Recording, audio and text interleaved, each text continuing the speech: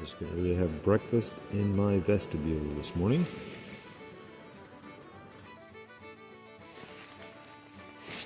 From my little heat gauge on the side of the pot tells me the water is plenty hot enough for my coffee now, so good morning, everyone.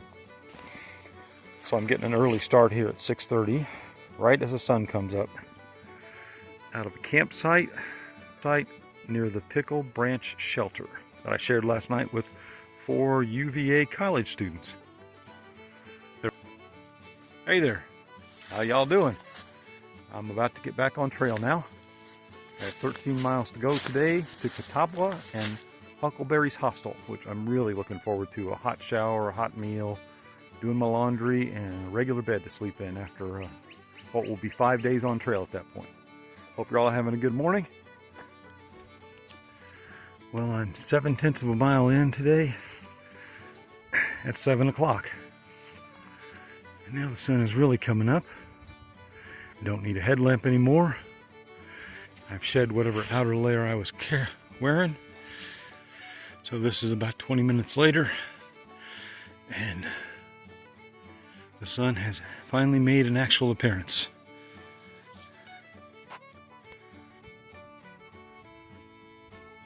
A mile and a half into my day, I came to this viewpoint. This is looking westbound.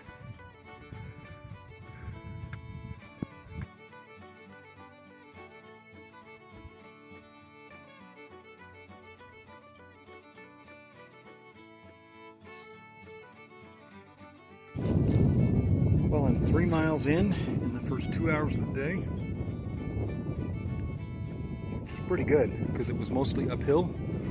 I'm halfway to Dragon's Tooth, so I got another mile and a half to go. Again, straight uphill, and I've stopped for a little 15-minute pack-off break here, just as I start back up this next climb. But so I assume this blaze means I'm supposed to go over that rock, not under it.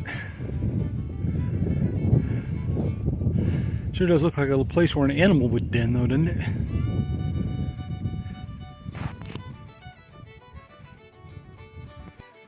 Man, this is some really interesting rocky terrain on this part of this climb.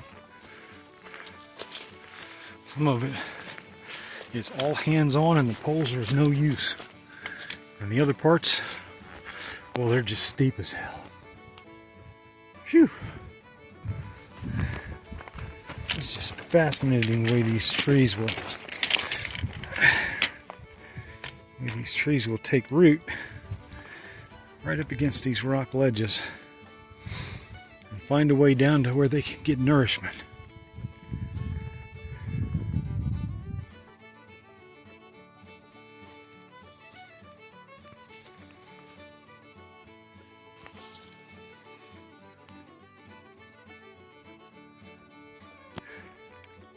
Well, folks, I made it. Here's the short 1/10 of a mile turnoff for Dragon's Tooth, having come 4.2 miles from the Pickle Branch Shelter.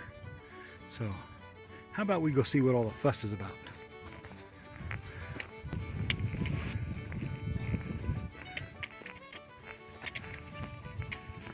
A lot of the trail from Pickle Branch to here looks like this, a mixture of pine needles and great big rocks. And some points, like I've shown, it gets really rock scrambly, like hand over hand, but not for long, and it's not really particularly dangerous. It's a little bit technical, but I didn't feel at risk at any point or anything like that. And then at other points, actually, like what we have coming up here, it's smoothed out. It's a bed of pine needles.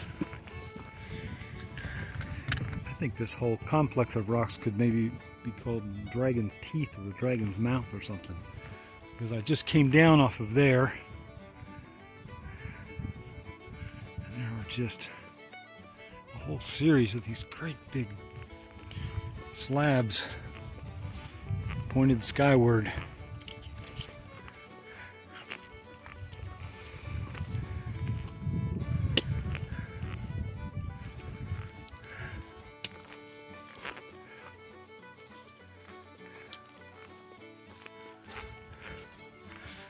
That, in the distance there, that is the dragon's tooth itself. Right out there.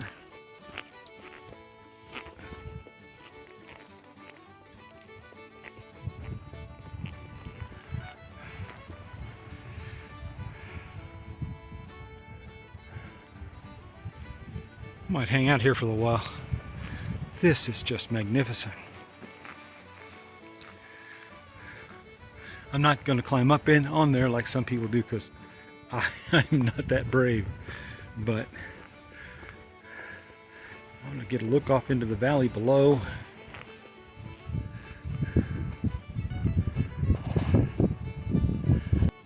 So this is part of the descent off Dragon's Tooth. I can squeeze through this gap, or I can walk along that ledge and climb down that rock face over there.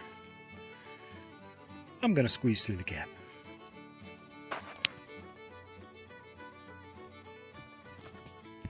Well, I made it to a campsite that is about 6.5 miles into my day. I've come over Dragon's Tooth and down the other side. And lordy, were there a lot of day hikers out enjoying this trail on this beautiful Sunday.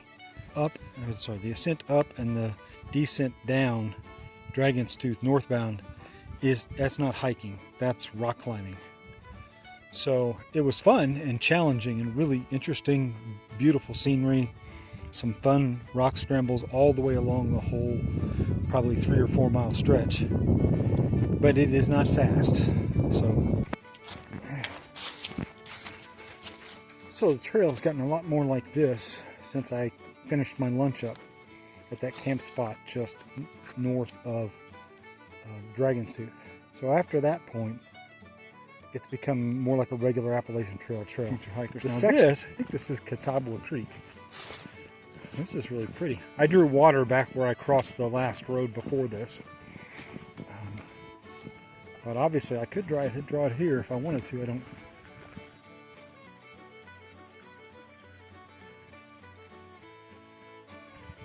So as I cross the Catawba Bridge here, I have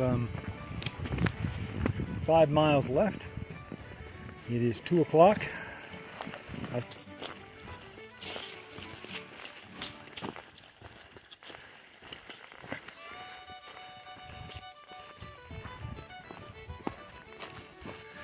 Well, it's not exactly wildlife, but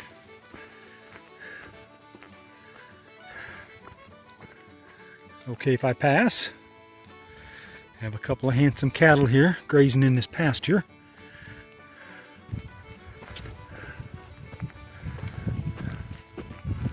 Making sure nobody gets agitated with me. Well, hello.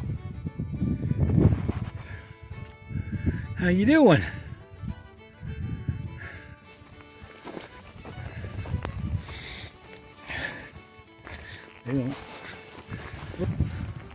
They sure are handsome though.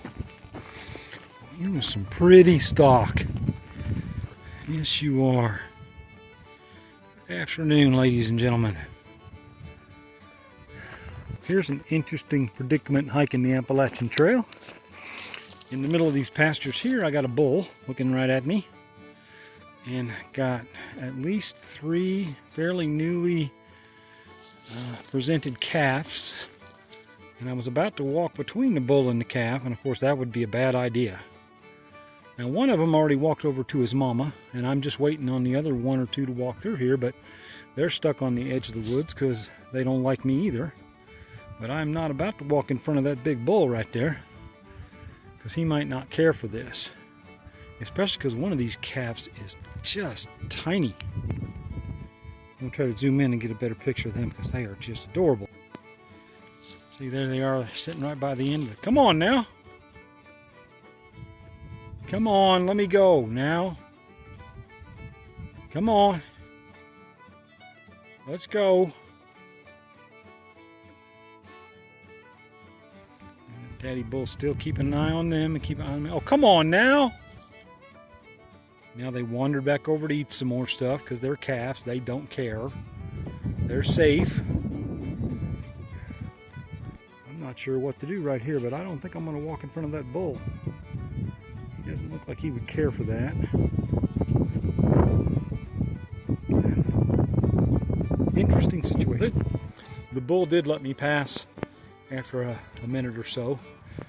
The one calf never did come out of the woods, and the bull, I swear, was looking at him like he thought that was the dumbest calf he'd ever sired. But this pasture is free of cattle. It's been mowed, so I don't think there's enough for them to eat here, or maybe it's just not the day they get sent here. I also don't. Well, I was wrong earlier, and I will have corrected that hopefully in the video, but this is Catawba Creek, and this is the Catawba Creek Bridge. And myself, I would not draw water from here. The water only looks a little bit murky, but there is a lot of cattle activity in this area, a lot of ranching going on. So I think I'm glad I collected water at the road crossing a little ways back. That's just like a bucolic painting or something.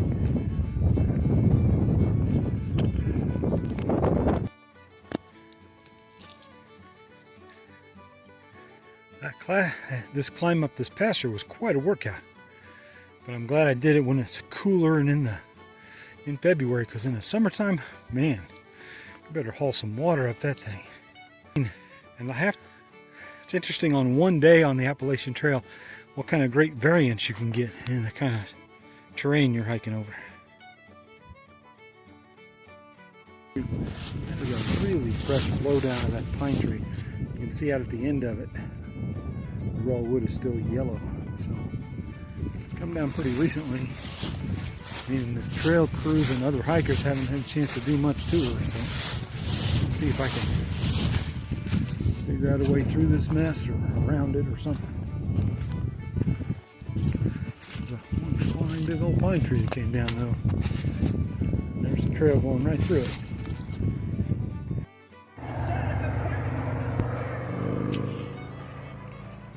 Well folks, it's 5:15 and I have made it to the Virginia 311 McAfee Knob Trailhead. So I'm probably going to get to sit and wait for a little while, but I'm fine with that. I didn't want to update them because really I could not tell when I would actually get here. But a nice overpass they built over 331. That is a part of the Appalachian Trail. Pretty fancy.